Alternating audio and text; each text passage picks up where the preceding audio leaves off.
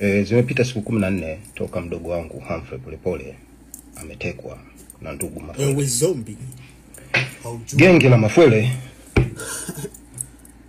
ni genge nufaika na mfumo uliopo. Wako wengi, lakini kadri siku zinavyozidi kwenda wanajipambanua mmoja baada ya mwingine. Kutokana na shauri liko mahakamani, kuna baadhi ya watu sitawataja leo, lakini ikumbukwe siku zilizopita kulikuwa kuna wiki ya maji, wiki ya vijana.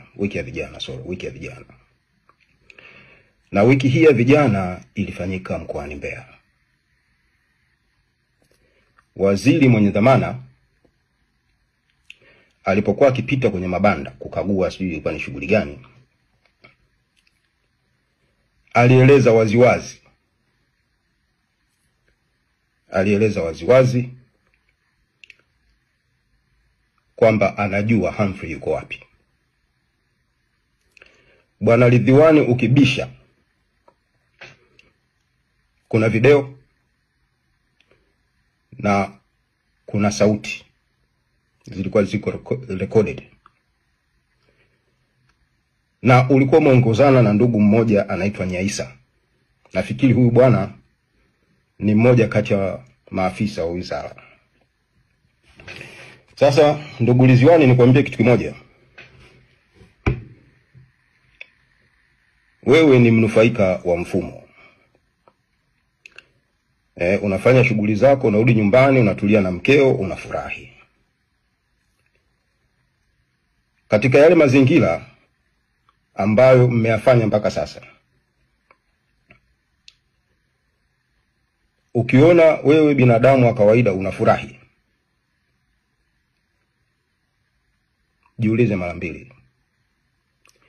Kufurahi kwa sababu ya madaraka au kufurahi kwa sababu ya hujuma ya fedha za Watanzania? Nisiendelee sana, nasubiri utaratibu wa mahakama. Nitakuja na video za ushahidi, nitakuja na vitu muhimu uthibitisho. Leo pia mahakama hii imeahirisha shauri la Jamhuri dhidi ya Mheshimiwa Lissu ili mahakama iweze kupata fursa ya kutoa uamuzi mdogo. Mtakumbuka siku ya Ijumaa, wakati shahidi watatu wa Jamhuri anaendelea na ushahidi wake, aliomba kutoa mahakamani video ambazo zilikuwa zimehifadhiwa kwenye memory card na flash disk kama sehemu ya kielelezo kufuatia ushahidi wake aliokuwa ameufanya na uchambuzi wa video hizo. Sasa kitendo kile kilikumbana na pingamizi la kutoka kwa Mheshimiwa Lissu, na niliwaambia siku ile Ijumaa kwamba alipinga kwa sababu kubwa 4. Sasa leo ilikuwa ni upande wa Jamhuri kuja kutoa majibu kwenye pingamizi hilo, kazi ambayo wameifanya, na mwisho wa siku mahakama imeelekeza kwamba itatumia siku ya leo na siku ya kesho kuandaa uamuzi mdogo ikiwa kielelezo hicho, zile video zitapokelewa mahakamani au hazitapokelewa. Sasa maeneo 4 ambayo yanabishaniwa, muhimu nikayakumbusha haya ambayo mahakama hii ndio inakwenda kufanya uamuzi. Kwenye hoja ya kwanza, Mheshimiwa Lissu ni hoja yake kwamba video zile, ile clip, ile video yenyewe haikuchezwa kwenye mahakama ya ukabidhi kule Kisutu. Na hoja yake anasema, na mnakumbuka Tanzania kwamba proceedings za Kisutu angalau zilikuwa zinajulikana na umma ulifuatilia ule mwenendo. Sasa Lissu anasema video zile hazikuchezwa, Jamhuri wanasema video zile zilichezwa. Kwa hiyo mahakama itapaswa kuamua kama video zile zilichezwa au hazikuchezwa. Hiyo ni hoja ya kwanza. Kwenye hoja ya pili, Mheshimiwa Lissu alikuwa hoja yake ya pili imejikita kwenye nini kinaanza kati ya vielelezo ambavyo mtaalamu anafanyiwa uchunguzi au ripoti yenyewe.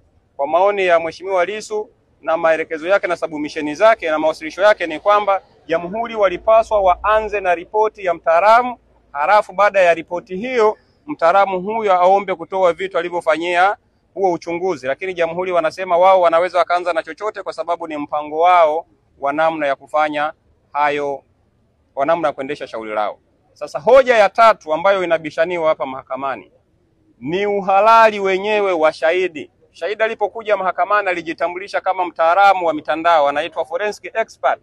Lissu anasema huyu sio forensic expert kwa sababu kwa mujibu wa GN namba 823 ya 2024 mkurugenzi wa makosa hapa nchini DPP alishateua wataalamu forensic expert, lakini kwenye hiyo orodha iliyoko pale shahidi huyu aliyoko mbele ya mahakama hayumo, jina lake halimo. Kwa hiyo ni maoni ya Lissu na mtazamo wake kwamba kwa sababu hayuko mle, hajateuliwa na DPP, basi shahidi huyo sio mtaalamu.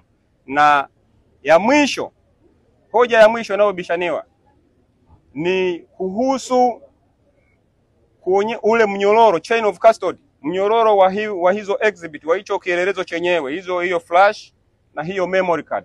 Kwa sababu kwa ushahidi uliopo na kumbukumbu zilizopo, tangia alipopokea vielelezo hivyo kutoka kwa mamlaka zilizoomba yeye afanyie uchunguzi kielelezo hicho, akafanya uchunguzi, akakamilisha kufanya uchunguzi na akarejesha vielelezo hivyo kwa mamlaka iliyokuwa imemuomba.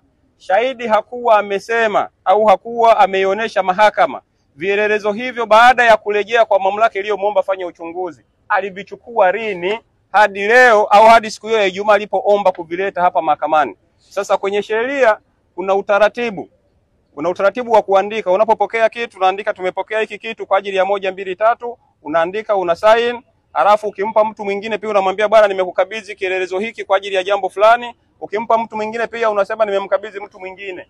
Ni hoja ya Mheshimiwa Lissu kwamba hiyo chain of custody hata haikuongelewa. Yaani shahidi hakusema ni namna gani tena amepokea vielelezo hivyo baada ya kuwa vimetoka mikononi mwake kwa kipindi hicho alichokuwa amefanya uchunguzi. Kwa hiyo sababu hizo 4 ambazo zilikuwa zinabishaniwa leo na ubishani umehitimishwa leo, tunasubiri kama nilivyosema mahakama itumie siku ya leo na siku ya kesho kwa ajili ya kuandika uamuzi mdogo, na tutakutana siku ya Jumatano hapa kwa ajili ya kusikiliza hiyo ruling au uamuzi mdogo wa mahakama hii kuhusu kupokelewa kwa vielelezo hivyo au kutopokelewa. Kwa mpaka hapo Jumanne tutakapokutana, Jumatano nimesema, sio Jumanne kwa sababu Jumanne ni kesho, leo ni Jumatatu.